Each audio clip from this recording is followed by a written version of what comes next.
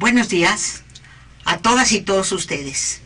Estamos aquí en canalpatrio.tv, voz e imagen de la sociedad civil, en el programa Espacios de Diálogo de Mujeres Insurgentes. Bueno, tengo el gusto de contar con la presencia de nuestro compañero Raúl Paz Recendis, a quien le agradezco mucho el que esté en esta mesa. Y desde luego las gracias a nuestra compañera Vanessa Hernández, que nos da todo tipo de apoyo técnico. Bueno, teníamos programada también la presencia del ingeniero Méndez, Marco Méndez, a quien seguramente por alguna circunstancia, pues no llegó a tiempo. Vamos a ver, lo esperamos con muchísimo gusto en el transcurso del programa, y entonces, bueno, tendremos una charla también muy interesante. Bueno, al mismo tiempo, soy Beatriz Gallardo y le agradezco a usted que esté sintonizando este programa de Espacios de Diálogo de Mujeres Insurgentes, agrupación política local. Bueno, Raúl Paz Recendis es licenciado en Economía del Instituto Politécnico Nacional, es egresado, y también amigo nuestro, compañero militante. Tuve la oportunidad de contar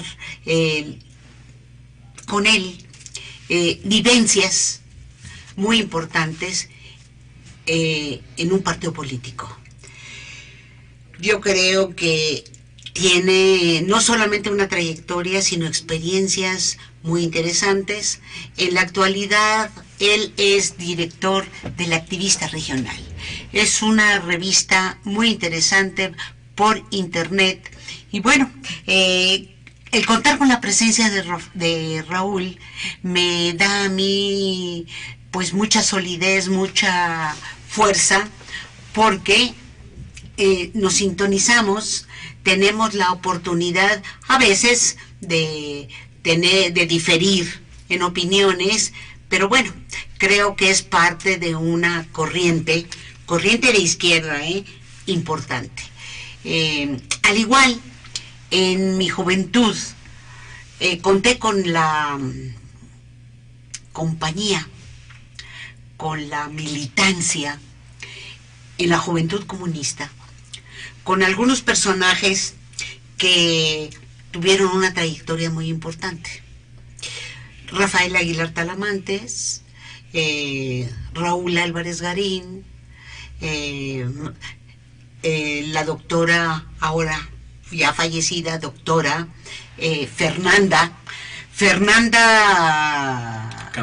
Campa, y desde luego eso a mí me impactó desde hace un par de horas, porque bueno, fue no una luchadora social, fue una verdadera luchadora comunista, en toda la extensión de la palabra.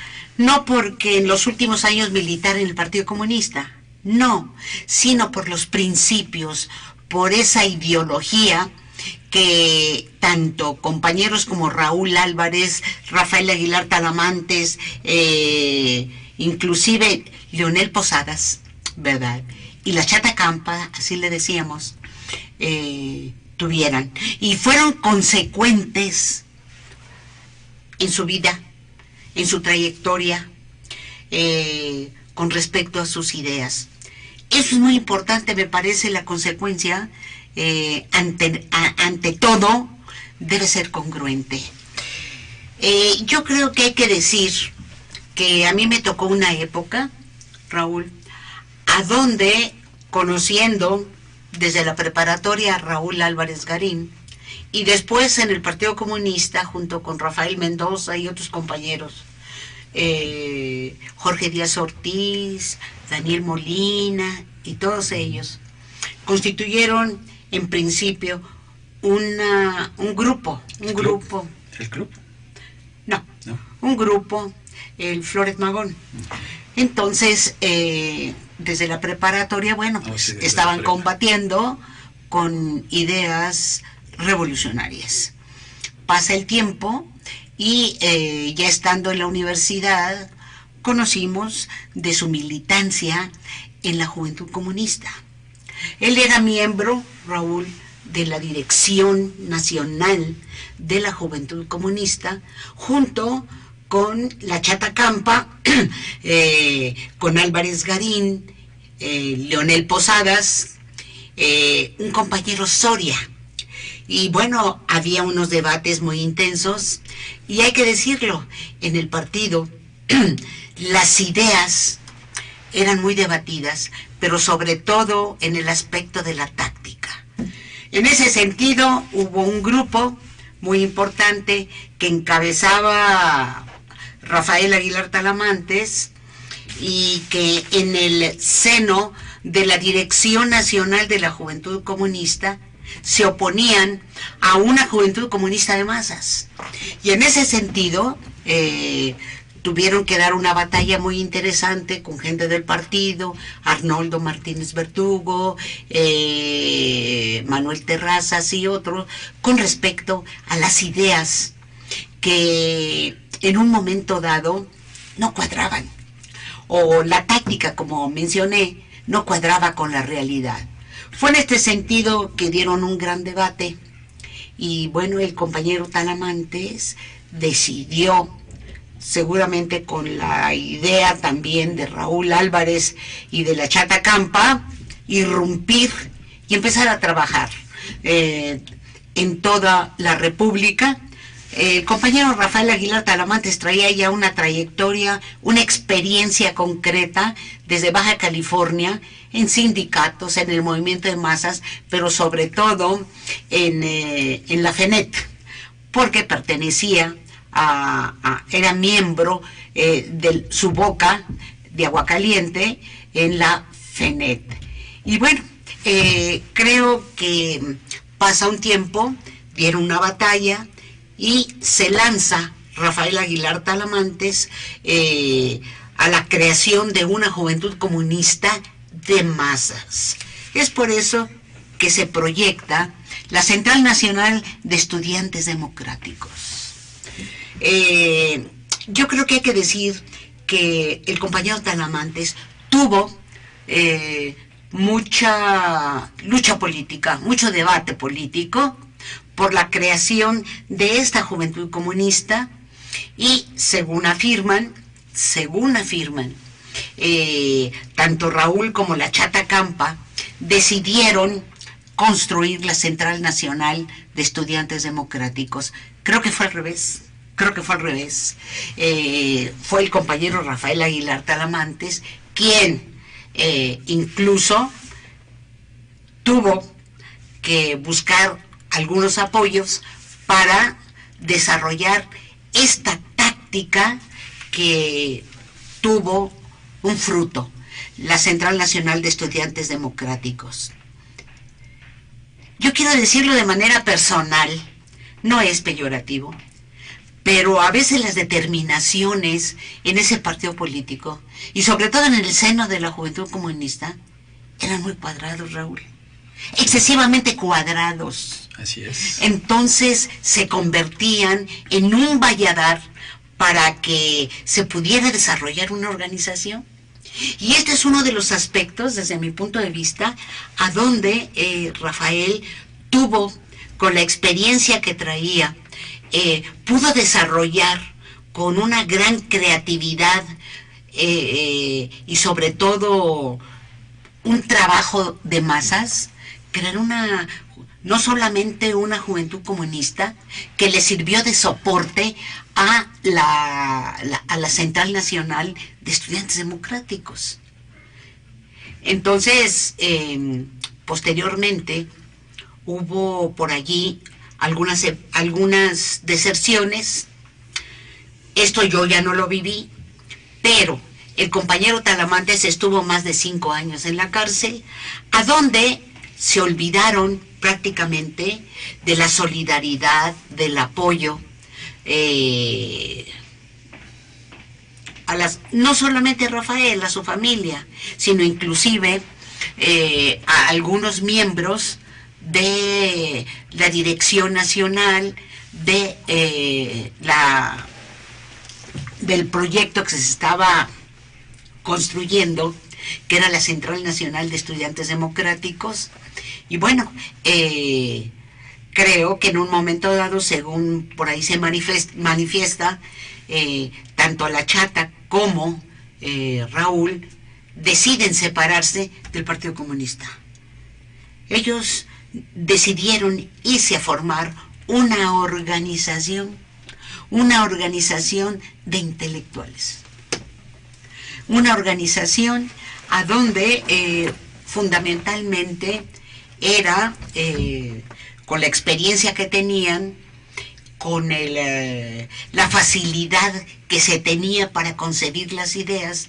Ahorita no me acuerdo muy bien cómo se llamaba, tú sabes, pero allí permanecieron.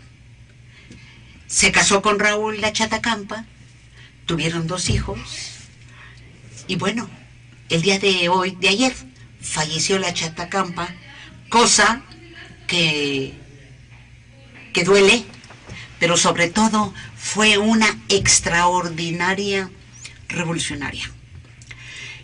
Fue hasta el final de sus días, me parece que tuvo esa congruencia con su ideología, con su trabajo, pero además creo que se destacó en el Instituto Politécnico Nacional porque fue la primera mujer que se graduó de geóloga. Así es. En la actualidad todavía ella participaba como académica también en la Universidad de la Ciudad de México, en una unidad muy interesante, el estudio de la Tierra, y tenía una experiencia bárbara, y bueno, era una mujer extraordinaria, verdaderamente, y creo que México pierde no solamente una intelectual, una revolucionaria. Yo la puedo comparar inclusive, si tú me permites, Raúl, con Rosa Luxemburgo. Así, de esa estatura. Toda proporción guardada. Sí, con toda esa estatura política, ¿verdad? La Chata Campa se destacó, y bueno, nos consta que incluso asesoraba a grupos, asesoraba a vecinos de la ciudad y de otros lugares para hacer estudios geológicos de todos sus lugares, ¿no? Entonces, de mi parte, lamentable pérdida de la doctora Fernanda La Chata Campa, y bueno, a sus familiares un abrazo. Así es, Betty. No sé si quieres agregar algo. Sí, claro. En primer lugar, para nosotros es lamentable el fallecimiento de tan destacada personalidad de la izquierda mexicana.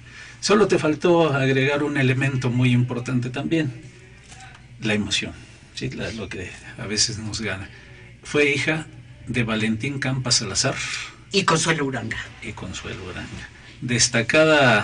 Destacados luchadores comunistas, militantes comunistas de tiempo completo. Valentín fue preso político, ¿cuántos años? ¿Cuántas veces no estuvo en prisión y sin embargo no lo pudieron doblar? Después candidato presidencial en el 1976. Candidato presidencial sin registro del Partido Comunista Mexicano. Se dice que recibió 1 millón de votos.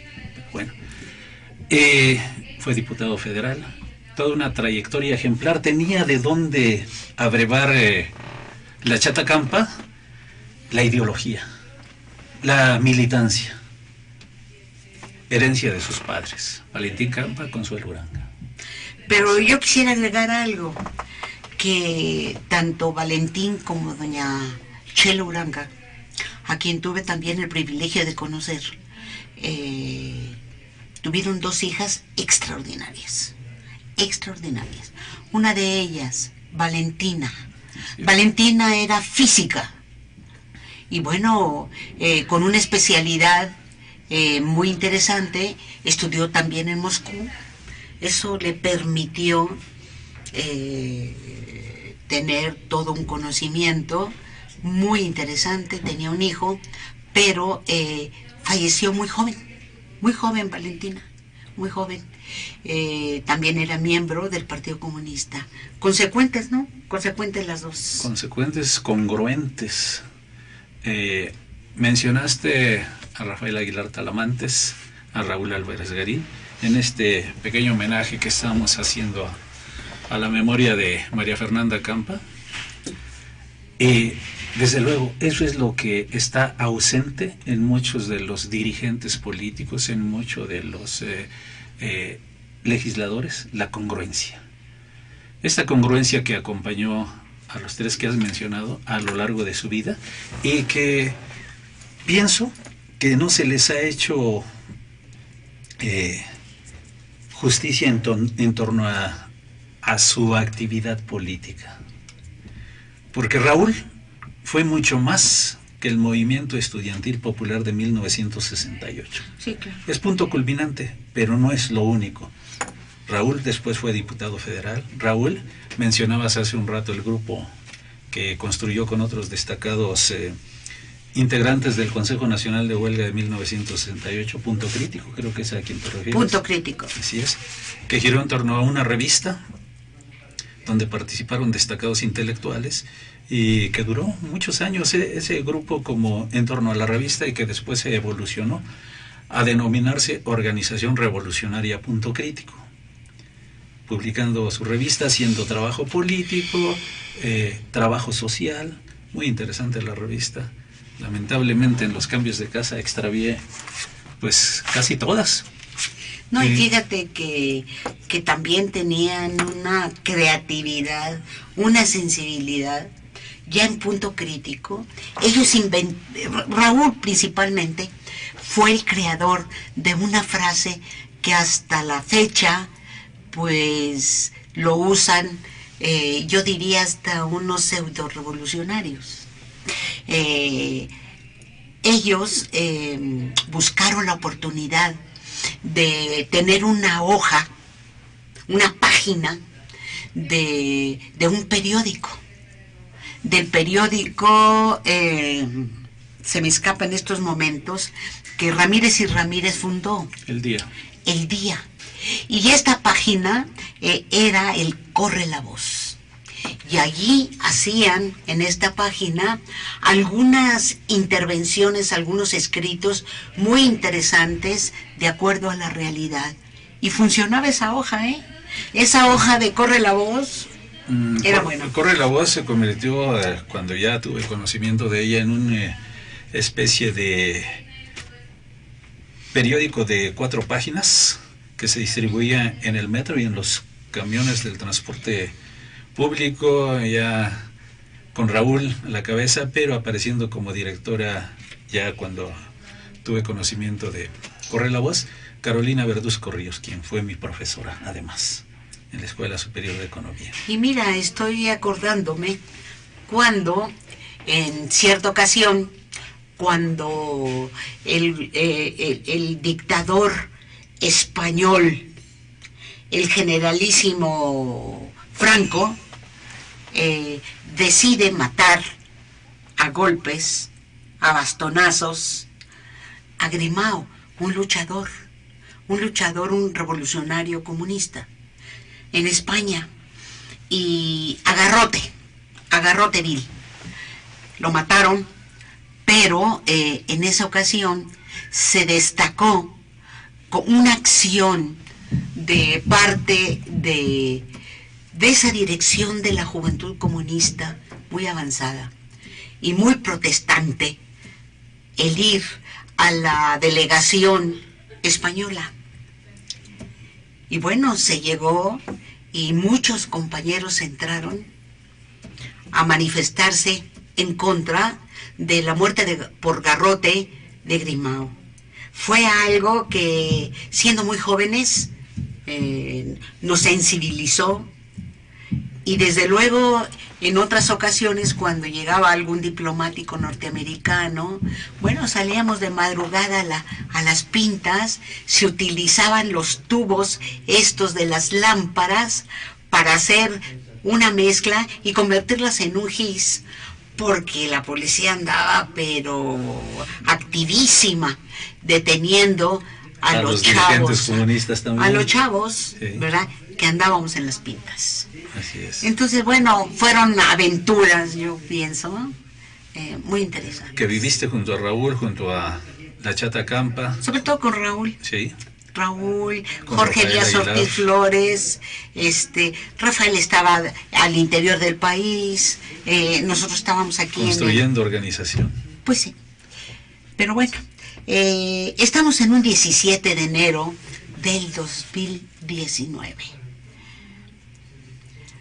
Por ahí algunas organizaciones andan muy activas porque van a dar aviso para la construcción de algún partido político. Sí.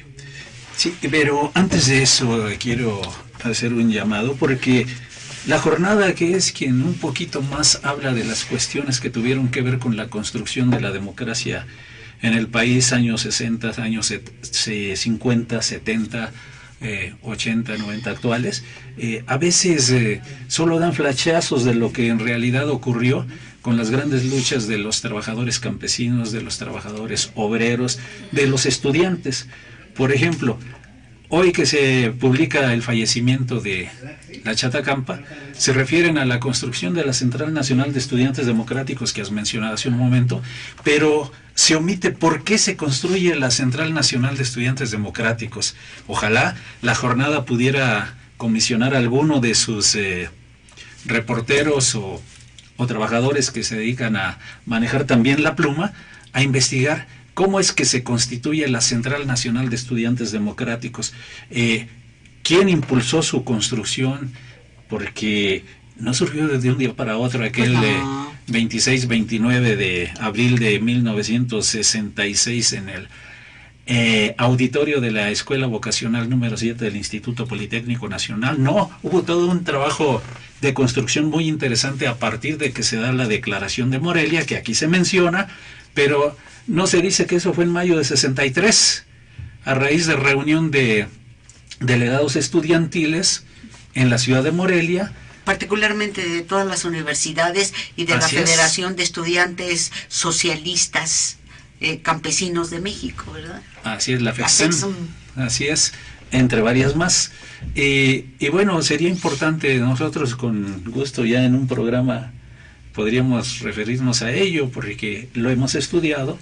Hemos investigado también la referencia que hiciste al Partido Comunista, lo cuadrado que fueron y que obligó a que en diversas etapas de su historia fueran expulsados destacados dirigentes, algunos más optaron por retirarse porque no había forma de renovar, y bueno, aquí puede haber discrepancias con anteriores militantes comunistas, pero bueno, hemos estudiado incluso más allá de lo que escribió Octavio Rodríguez Arauja sobre los partidos políticos, donde le da un papel interesante al Partido Comunista en su estudio.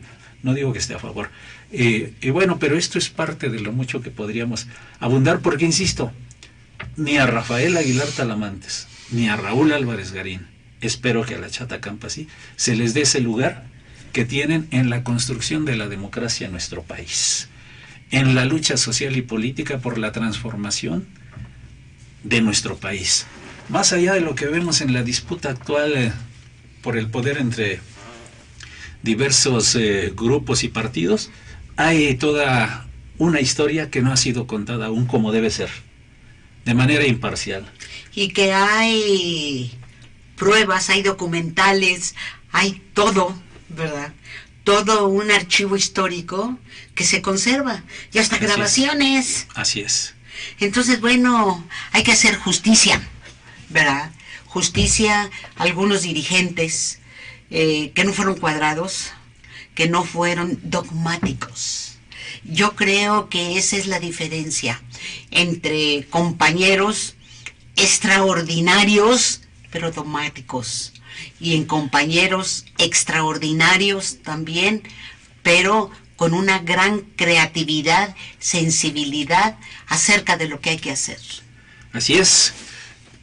Y esto porque esta lucha de nuestros queridos compañeros, la Chata Campa, Raúl, Rafael y varios más, estamos hablando de 3, pero son varios más que Muchos participaron junto a ellos o con ellos. Y ha habido muertos. Sí, así es, en esa gran lucha por transformar al país.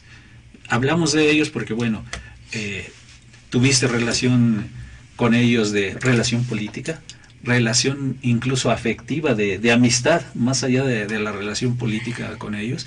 Y bueno, nos has comentado parte de esas vivencias que tuviste con ellos, porque ambos 3, los 3 fueron grandes personalidades. ¿Cómo no? Y mira, el asunto es, en cuanto a la visión, yo creo que hay que decirlo, ¿no? Desde mi punto de vista, en una estrategia, es una visión del objetivo a lo que queremos llegar, y creo que esta visión la tenía bien clara Talamantes, y del cómo, aun cuando los otros eran más teóricos. Entonces, hay que decirlo, que incluso desde la cárcel, el compañero Talamantes tenía que asesorar a la Dirección Nacional, solicitar, enviar documentos, ¿verdad? Y aquí hay que decirlo, el compañero Talamantes fue el que, con una gran visión, pudo elaborar toda una serie de documentos, pero particularmente, entre otros, la realización de la Marcha por la Libertad. Por la Ruta de la Libertad. Entonces, esto fue muy interesante, muy interesante. Por ahí hay algunos libros que lo mencionan. Incluso hay un libro de un sinaloense que participó, pero que ahora no está ajeno, no sé si todavía vive, y que hizo un librito, un folletito con respecto a la Ruta por la Libertad. Liberato Terrano Holguín. Liberato. Entonces, bueno, aquí lo dejamos, no concluimos, no, pero nos quedamos en suspenso. Claro, ya tendremos oportunidad de dedicarles un programa en especial, o algunos programas, porque es mucho lo que se puede decir de los 3, porque compartieron, participaron en organizaciones políticas, en organizaciones sociales, construyeron organizaciones, y algunos de los que hoy andan por ahí todavía fueron parte de estas organizaciones. Donde estuvieron los compañeros. Podríamos mencionar a uno muy destacado, Pablo Gómez, que actualmente es diputado federal, entre varios más, ¿no? que todavía se desenvuelven políticamente en nuestro país. Los compañeros que están construyendo y trabajando con el movimiento comunista mexicano, por ejemplo.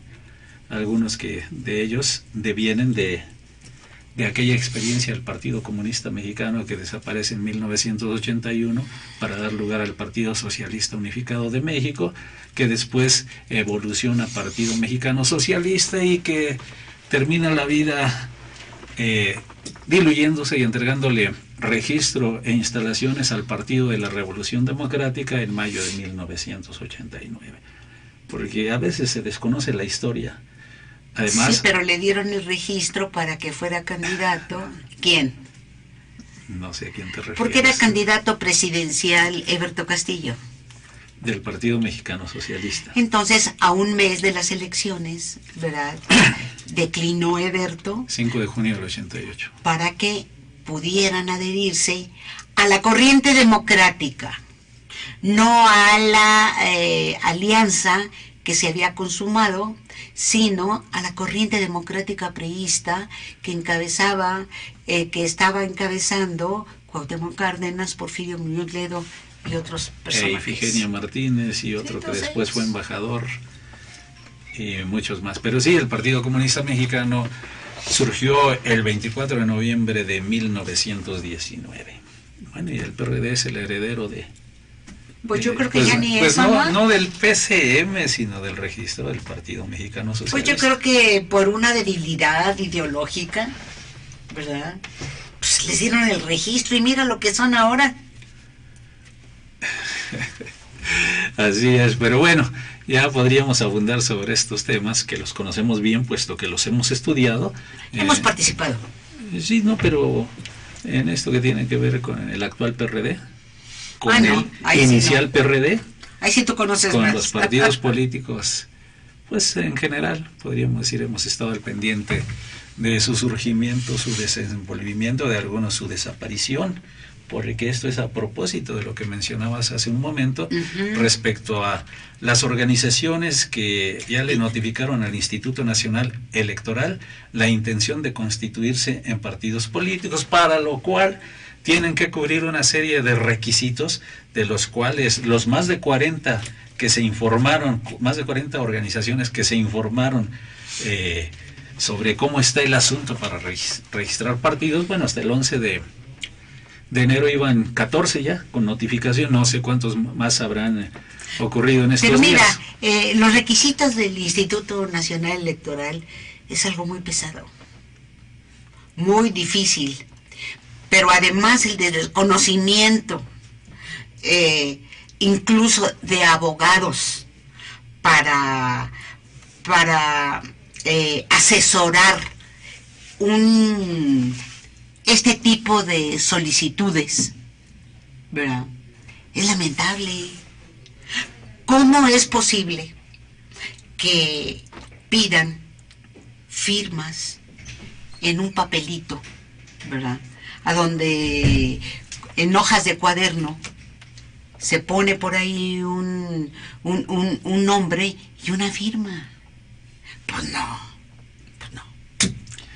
Bueno, pero ya lo veríamos. Sí, lo cierto es que ya está abierto hasta el 31 de enero, todo enero es el espacio para notificarle al instituto la intención. 2 semanas. Sí, la intención de poder participar en el cumplimiento de los requisitos que establece la legislación electoral para acceder al registro como partido político nacional, y en el caso de Ciudad de México, en el Instituto Electoral de la Ciudad de México, para acceder al registro como partido político local.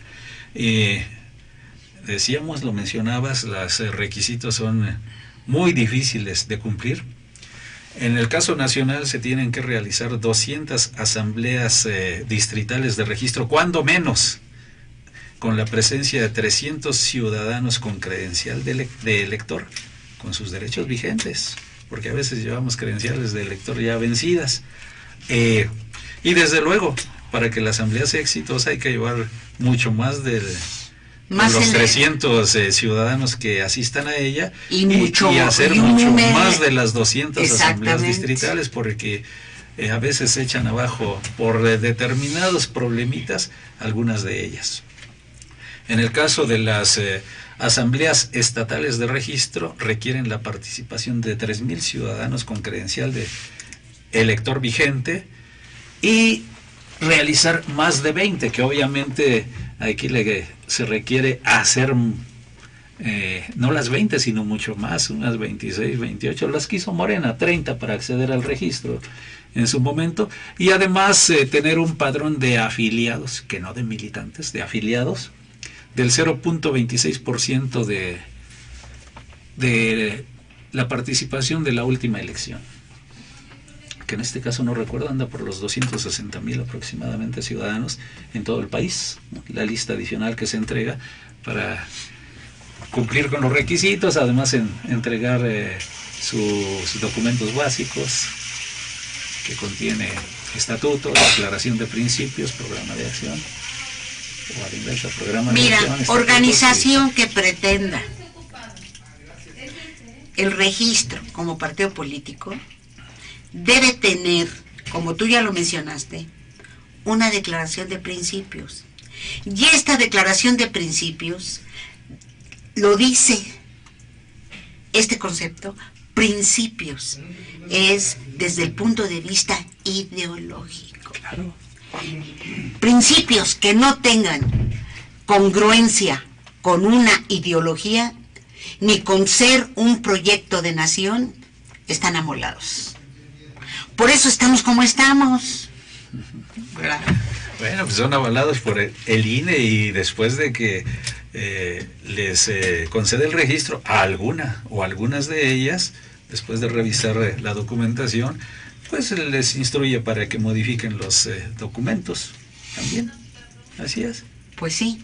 No sé si quieras continuar este tema o aquí le paramos y vamos a continuar con otro tema, porque hay tantas cosas que se están dando en el país. Sí, claro, y muy interesantes. ¿A cuál más? Y por ejemplo, bueno, espero que la próxima semana tengamos oportunidad de contar con algún personal, con algún ingeniero, ¿verdad? Con algún técnico que nos dé luz desde el punto de vista técnico.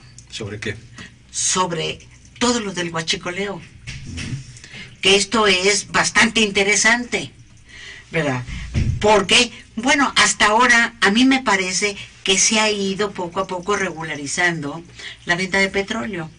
Pero me llamó muchísimo la atención que el presidente hablara de la compra de 500 pipas. Es lógico. Tuvieron que recurrir a la iniciativa privada para poder garantizar el abasto. Comprar. Sí, pero recurrieron a la iniciativa privada en esta emergencia, claro, para garantizar. Y lo siguen utilizando. Claro. Pero 500 pipas que va a manejar la Defensa Nacional. La Defensa Nacional. Entonces, ¿de qué se trata? Por fin, ¿quién las compra y para qué? ¿Para la Defensa Nacional o para Petróleos Mexicanos? Tienes que hacer una revisión de lo que se está discutiendo, de lo que se aprobó ayer en la Cámara de Diputados y que se pasa al Senado, lo que tiene que ver con la Guardia Nacional. Es decir, hay implicaciones, se relacionan los temas. Pues explícamelo, porque el manejo de pipas por parte del ejército no lo entiendo. Tal vez sea para garantizar la seguridad, ¿verdad?, de las mismas. Aquí el licenciado Manuel Aguilera, y ahí está el video, nos decía que en México la lucha por la inseguridad se da fundamentalmente en el aspecto local, no federal. Es decir, aquí tiene que actuar el Ministerio Público local, porque se da en delitos del orden común. Del fuero común, sí, pero hay algunos que son del fuero federal. Bueno, sí, pero son los menos. Desde el punto de vista, nos decía él, aproximadamente el 70-75% son de fuero común. Entonces, yo entiendo que efectivamente la Guardia Nacional como que no va a compaginar en la parte local, en el fuero común, sino pues en el federal, contra la asociación delictuosa, contra todo esto, ¿no? Pues en lo personal necesitaría leer bien la iniciativa aprobada, lo que se votó, para poder opinar a fondo sobre ello, porque lo que contienen los periódicos, pues sí es una visión limitada sobre ello, pero no nos da la visión real. Lo cierto es que tendríamos que observar por qué el PRI, que habían dicho que no votarían a favor de la Guardia Nacional, votaron los 42 en bloque, junto con Morena. Y en política eso tiene un significado. Claro. Y desde el punto de vista parlamentario, mucho más. Es decir, ¿a cambio de qué? Claro. A cambio de que ya no se mencione lo de los 100 millones de dólares, o a cambio de qué. Pues ya ser parte de las negociaciones. Exactamente. Que se dan en los altos círculos del poder. Bueno, desde luego se nos puede decir que no hay tal, porque no hay prueba evidente, no hay algo que demuestre que así fue, pero no hay casualidades. No, pues hay no. Causalidades. Eso es una expresión de la negociación. ¿Tenemos una situación grave en materia de seguridad? Desde luego que sí. ¿Preocupante para toda la ciudadanía? Claro que sí. Para todo el país. ¿Sí? ¿Urgen acciones o políticas públicas que lleven a revertir esta situación? Desde luego. Pero con la aprobación que vemos ayer, con las mínimas modificaciones que se hicieron y que hoy por la mañana dice Andrés Manuel López Obrador, ya está, pero no es como yo quisiera. Instruyo al Senado para que se hagan otras modificaciones. Por lo de los transitorios. Así es. Llama la atención. ¿Por qué? Porque cuando empieza más de lleno la militarización, en el caso de la seguridad pública en el país, con Felipe Calderón, 2006. Se continúa con Enrique Peña Nieto, donde surge la Ley de Seguridad Interior, que fue echada abajo. Y hoy aparece la Guardia Nacional con mando civil, pero con todo el operativo. Así es. Con todo el operativo militar de los militares. Así es. Y esto llama la atención porque lo que antes no era, hoy es. Y quienes se oponían, bueno, hoy vemos que algunas organizaciones no gubernamentales continúan con la oposición a esta aprobación en la Cámara de Diputados. 3 diputados de Morena, entre ellos Tatiana Cloutier, congruentes con sus declaraciones, se abstuvieron. 7 periodistas votaron a favor. Bueno, pues son los más morenistas, o podríamos decir, híjoles, voy a hacer una afirmación, si vemos quiénes fueron, eran cercanos a la pasada administración del gobierno de la Ciudad de México, algunos, y otros cercanos a la anterior administración de la ciudad, del Distrito Federal. ¿Sí? Habría que ver. Me llama la atención, pero bueno, lo importante es el combate a la inseguridad. ¿De qué manera se va a dar? La militarización ya abierta, con una policía donde están integrados marinos, soldados, policías, me parece. ¿Cómo va a ser amalgamada? Ya incluso se publicó la convocatoria a los jóvenes para que se integren a la Guardia Nacional hace algo de tiempo, ¿no? Que fue principios de año, fin de año pasado. Y bueno, vemos que se daban hechos consumados, ¿sí? ¿Por qué una convocatoria en hechos consumados? Dando hechos consumados. Bueno, se nos puede criticar por lo que señalamos, pero no podemos menos que dejar de observar lo que está ocurriendo. Porque, insisto, o me preguntaría, ¿para qué los foros que se realizaron en la Cámara de Diputados en esta semana? Sí, ya estaba planchado el asunto. Incluso hace 2 días... ¿Simulación? Pues yo creo que hicieron su trabajo desde el presidente de la República. ¿O justificación? Desde los secretarios, si es que han estado actuando en ello, y quienes están quienes están en los órganos legislativos. No sé, quiero pensar que así fue. Porque por otro lado, Andrés Manuel está convertido en el presidente de la República, pero también vocero de su propio gobierno. Sí, ya se lo han criticado mucho. Sí, las conferencias mañaneras, bueno, pero él está dando... Es su estilo. Sí, claro, pero no vemos... y qué bueno que lo haga. Qué malo que los secretarios de Estado no estén actuando o no se note su trabajo como debiera notarse. Porque Andrés Manuel está hablando de todo.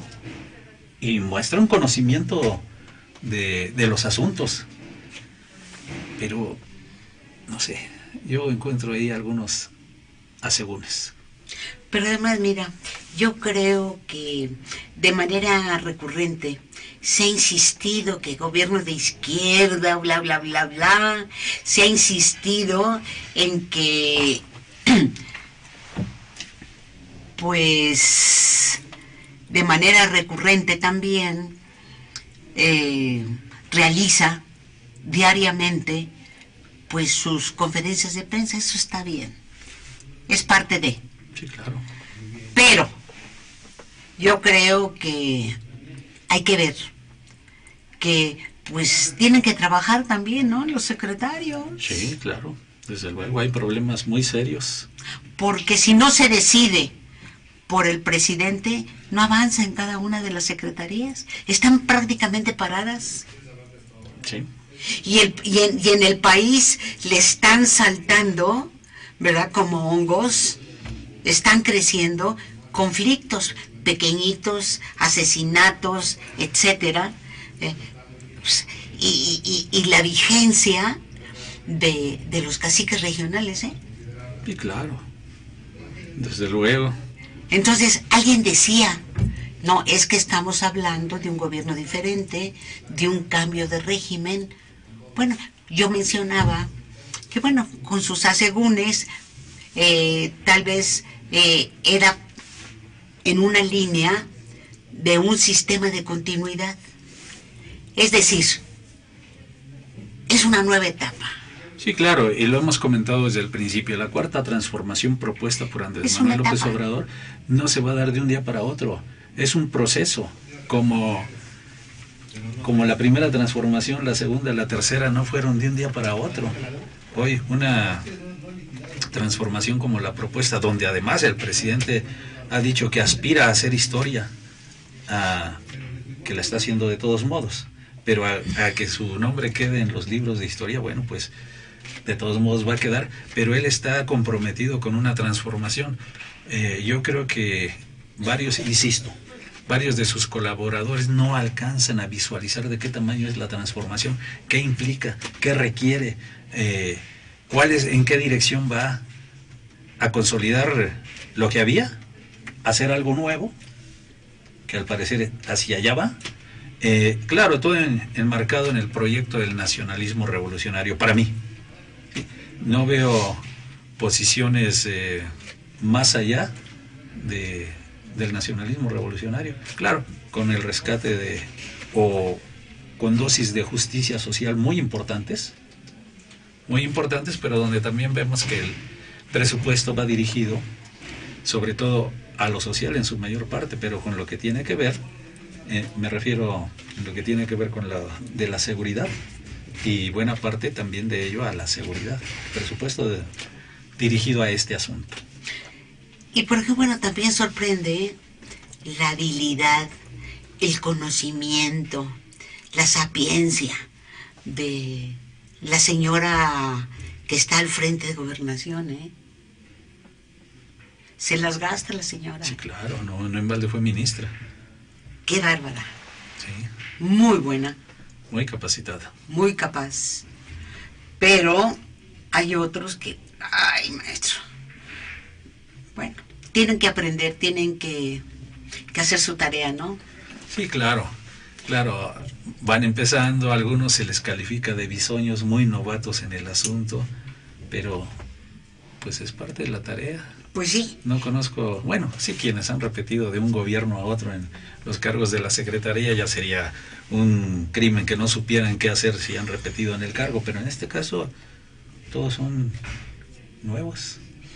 Pues sí, y luego hay comentarios de algunas compañeras o compañeros que, por ejemplo, la Secretaría de...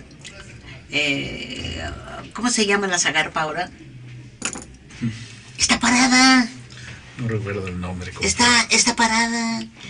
Entonces, bueno, los compañeros se quejan, ¿no? Y van a tener que hacer forzosamente movilizaciones, que es la única manera de hacerse notar para que resuelvan el problema. Sí, claro, y en diversas esferas que tienen que ver con la participación de organizaciones políticas o sociales. Así es. Ese es muy, muy, muy interesante, ¿no? También. Entonces, bueno, pues ojalá la libren porque apenas es poco tiempo. Sí, claro. Poco tiempo. Pero pues le vamos a tener que dar el beneficio de la duda. Llevan 48 días en el cargo. Pues sí. Entonces van a tener que trabajar intensamente, ¿no? Sí, y en el caso de la Ciudad de México lo mismo.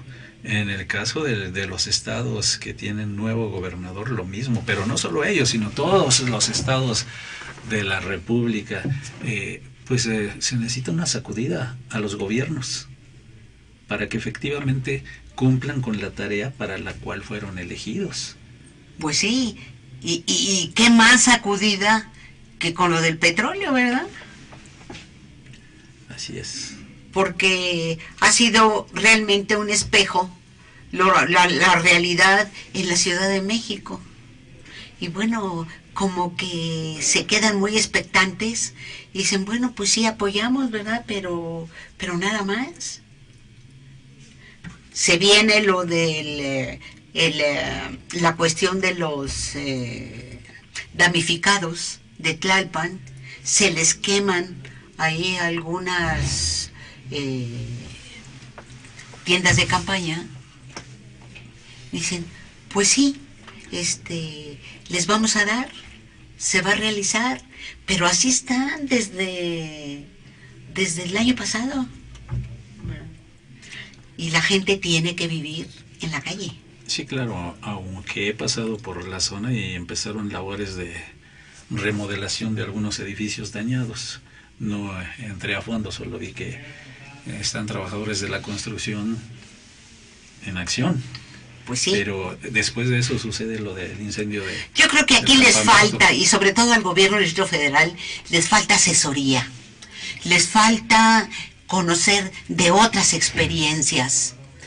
Entonces, bueno, eso es importante, no convertirse en un gabinete soberbio, en un gabinete, sino un gabinete que escuche, que se abra ante muchas posibilidades. Claro. Eso es lo importante, porque ha habido experiencias inclusive muy importantes en la Ciudad de México que dejaron huella, pero que quieren ellos hacer borrón y cuenta nueva.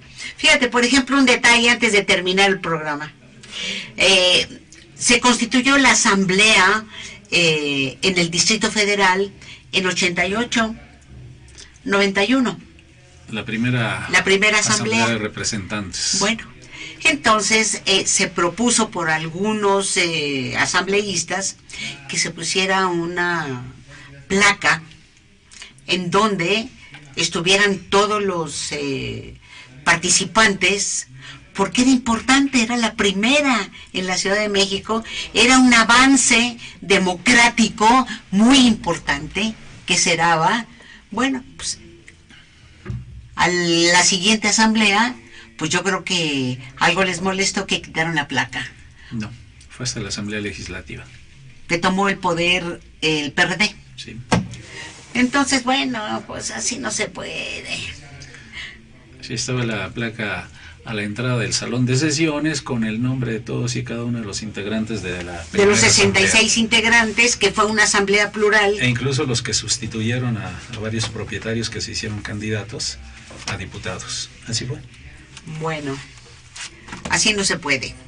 Entonces, no se puede así borrar la historia de algo muy interesante. Hasta los archivos, publicaciones, desaparecieron.